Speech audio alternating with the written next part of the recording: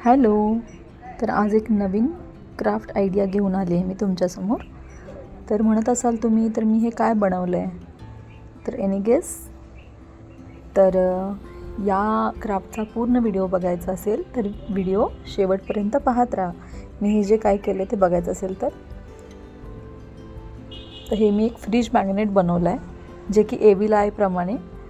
तर याच्यासाठी मी माझे जे काय ॲक्रिलिक कलर आहेत ते घेतले आहेत आणि जे काही पेंटिंगचं माझं सामान लागणार आहे मला ते घेतलं आहे मी इथे. आणि हा जो MDF बोर्ड आहे तो मी केकचे जे वेस्टेजचे पुट्टे असतात त्याच्यापासून हा तुम्ही घरामध्ये बनवू शकता. आणि माझ्याकडे एक मॅग्नेट होतं ते मी ते चिटकवलं आहे मागे. आणि त्याप्रमाणे म्हणजे मॅग्नेट बनवण्यासाठी मला हे MDF आणि मॅग्नेट हे मी तयार करून घेतलं आहे आधी. आणि याच्यानंतर मी याच्यावर काय ड्रॉ करायचं हे माझं ठरलं होतं, त्यामुळे मी ते एव्हिल आय करायचं ठरवलं. मग ते करण्यासाठी ॲक्च्युली हा बोर्ड पूर्ण प्लेन आहे आणि खाकी कलरचा दिसतो आहे, म्हणजे वूड कलरचा.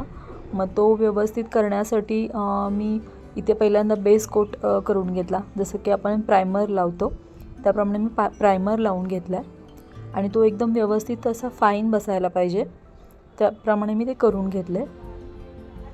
जर प्रायमर नीट नाही बसला तर कोणताही कलर आपल्या एखाद्या पृष्ठभागावरती व्यवस्थित दिसत नाही.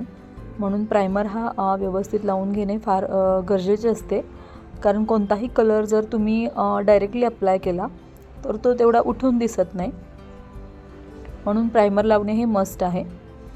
मग हा व्यवस्थित फाईन प्रायमर लावून झाल्यानंतर मी ह्याच्यावर ते एव्हिल आयचे सर्कल जे आहेत ते मी ड्रॉ करून घेतले.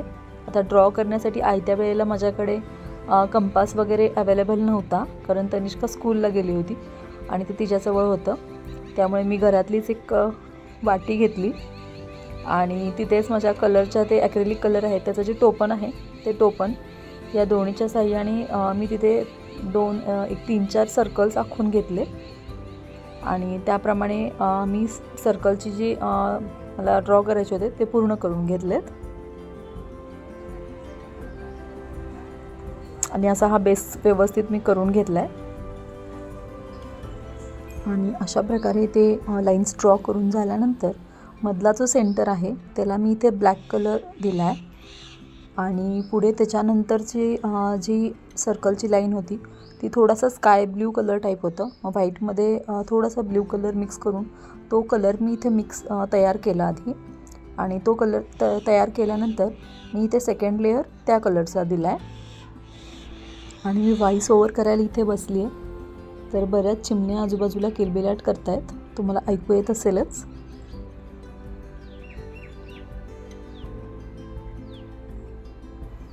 आणि या स्काय ब्ल्यू कलरच्या नंतरचा लेअर आहे तो व्हाईट कलरचा आहे, तर तो पण मी पुन्हा एकदा व्हाईट थोडासा कोट करून घेतला आहे.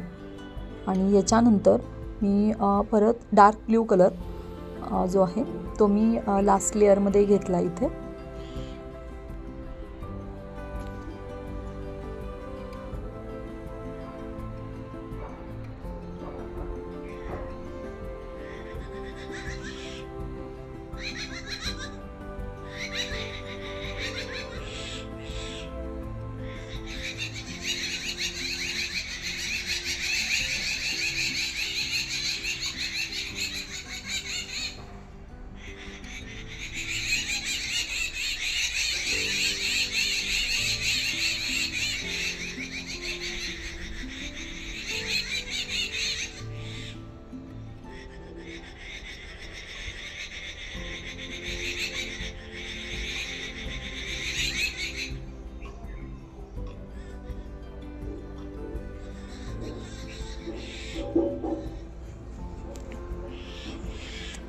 तर मस्त नेचरचं फील घेत माझं काम इथं सुरू असतं नेहमी.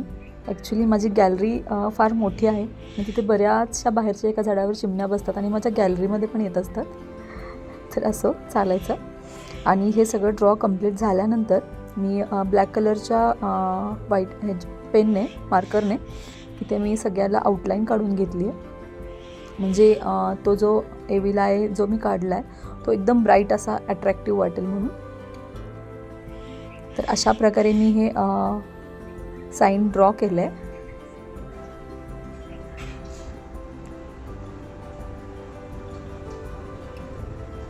आणि हे पूर्ण ड्रॉ झाल्यानंतर मग थोडंसं मला असं मोकळं दिसायला लागलं. त्यामुळं मी असं ठरवलं की माझ्याकडे थोडेसे पर्ल शिल्लक होते, म्हटलं ते आपण सेंटरला आणि साईडला वगैरे जरा लावूयात. म्हणून मग ते थोडेसे तिथं लावून घेतले. त्याच्यानंतर पुन्हा आणि एक डोक्यात आलं की एक थोडंसं व्हाईट कलरचं टॅसल्स माझ्याकडे होतं, तेही मी त्याला खाली लावलं.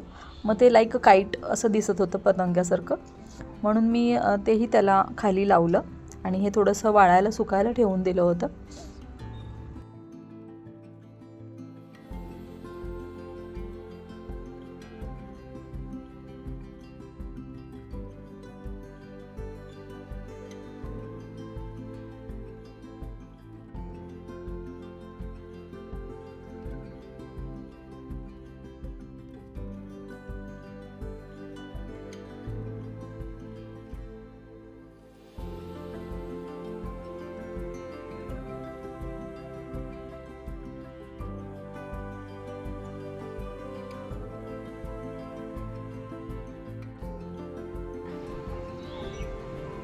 तर अशा प्रकारे माझं एविल आय फ्रीज मॅग्नेट तयार आहे आणि तेही मी स्वतः केलेल्या गोष्टींची एक हौस ही न्यारीच असते आणि त्याच्यामध्ये फार आनंद मिळतो.